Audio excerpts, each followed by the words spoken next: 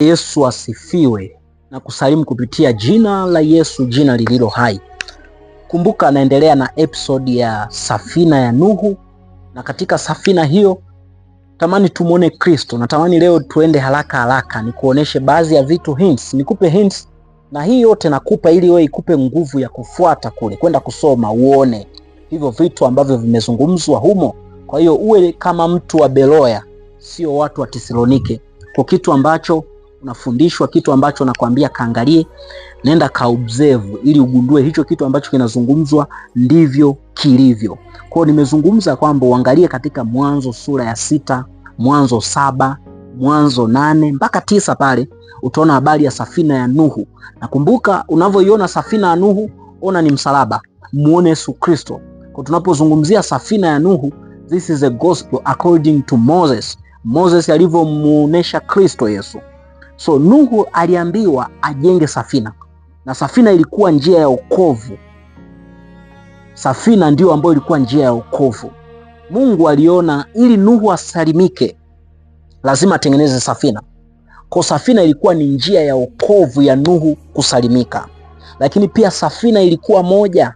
Hiyo yote inaonyesha wokovu wetu ni kwa njia moja, kupitia Yesu Kristo. Hakuna wokovu mwingine nje ya Yesu Kristo. Hakuna njia ambayo mwanadamu anaweza kujiokoa nje ya Yesu Kristo. Hakuna njia ambayo mtu anaweza kumfikia Mungu nje na Yesu Kristo. Ndio maana Biblia inasema mimi ndimi njia ya kweli na uzima. Mtu haji kwa Baba isipokuwa kwa njia ya mimi. Kwa safina ilikuwa moja, ilikuwa inaonyesha ya kwamba wokovu upo kwa njia moja, ambayo njia ni Yesu Kristo. Kwa hauwezi ukapata wokovu nje ya Yesu Kristo. Hauwezi kumfuata Baba nje ya Yesu Kristo. Kwa safina ya Nuhu ilikuwa ni moja. Yote hiyo ilikuwa inaonyesha ya kwamba wokovu ni kwa ajili ya Yesu Kristo. Na safina ya Nuhu ilikuwa ni kwa ajili ya watu wachache. Maana yake watu wengine waligoma, kipindi hicho ilikuwa ni watu wachache. Lakini sasa Yesu Kristo si tu kwa ajili ya taifa la Israeli, si tu kwa ajili ya watu fulani. Ndio maana nasema bali wote waliompokea aliwapa uwezo wa kufanyika watoto wake. Kwa safina si tu kwa ajili ya watu fulani. Yesu Kristo si tu kwa ajili ya watu fulani. Ndio maana kuna watu wanaweza kasema Yesu ni kwa ajili ya kanisa letu. Yesu si tu kwa ajili ya kanisa fulani. Yesu si tu kwa ajili ya watu fulani. Lakini pia safina ilikuwa na mlango ambao ni mmoja tu. Safina ya Nuhu ilikuwa na mlango ambao ni mmoja tu. Na huo mlango Mungu pekee ndiye ambaye aliufunga. Mlango wa safina ulipofungwa, hakuna mtu ambaye aliweza kuingia ndani ya safina. Leo Yesu Kristo ndiye mlango wa kuingia katika wokovu, na mlango uko wazi. Na ndio maana ni mlango ambao unataka wote waingie, wakubwa kwa wadogo, maskini na tajiri. Ni mlango ambao uko wazi, mlango wa wokovu. Na mlango wa wokovu haujafungwa. Mlango wa wokovu haujafungwa. Grace period is still there. Grace bado iko, neema bado iko, na inamruhusu kila mtu aweze kuingia. Mlango wa safina ulikuwa ni mmoja. Maana yake watu walikuwa wanatumia mlango huo waweze kuingia. Na mlango na sisi ni mmoja, na mlango bado uko wazi. Lakini pia waliokuwa ndani ya safina hawakuangamia, ila waliokuwa nje ya safina waliangamia. Watu wote ambao walikuwa ndani ya safina hawakuangamia. Nakumbuka Nuhu aliingia na familia yake na wakwe zake, manake waume wa watoto wake waliingia ndani ya safina. Biblia inazungumza ya kwamba wote ambao walikuwepo mule walikuwa salama, lakini waliokuwa nje ya safina waliangamia. Ukiwa nje ya Yesu Kristo umekwisha kuhukumiwa. Ndani ya Yesu Kristo hakuna hukumu. Na ndio maana Biblia inasema no condemnation. Hakuna hukumu juu ya hao walio katika Kristo Yesu. Ukiwa ndani ya Kristo Yesu hakuna hukumu. Hakuna hukumu kwa hao walio katika Kristo Yesu. Kwa ile watu kuwepo ndani ya safina ya Nuhu hawakuangamia. Hiyo waliokuwa nje waliangamia. Kwa kutokumwamini Yesu Kristo, kuikataa kazi ya msalaba, umekwisha kujihukumu mwenyewe. Manake kumkataa Yesu Kristo, kukataa msalaba, umekwisha kujihukumu wewe mwenyewe. Lakini pia safina ilibeba watu juu ya hukumu. Safina ilibeba watu juu ya hukumu. Gharika ilitokea, maji mengi yalitokea, iliwabeba watu katikati ya ile hukumu. Lakini pia Kristo amebeba hukumu yetu katika msalaba. Kwa tunapoangalia msalaba, Ni Kristo Yesu amebeba maisha yetu, amebeba kesho zetu, amebeba baadaye zetu.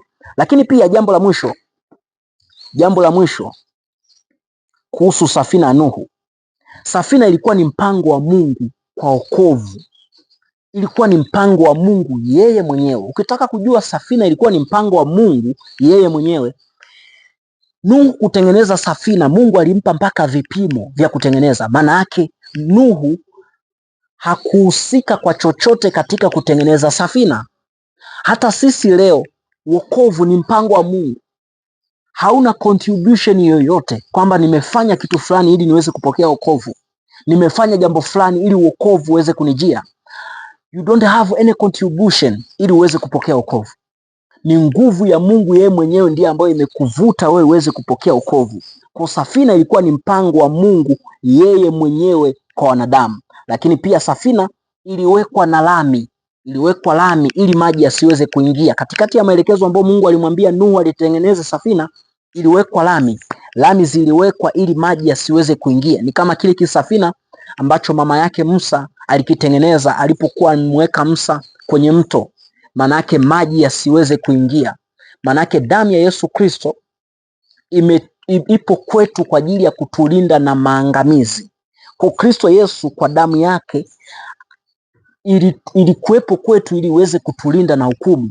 Kwa damu ya Yesu Kristo imefanyika kwetu kama imetulinda, imetupaka ili hukumu isiweze kupenya kwetu.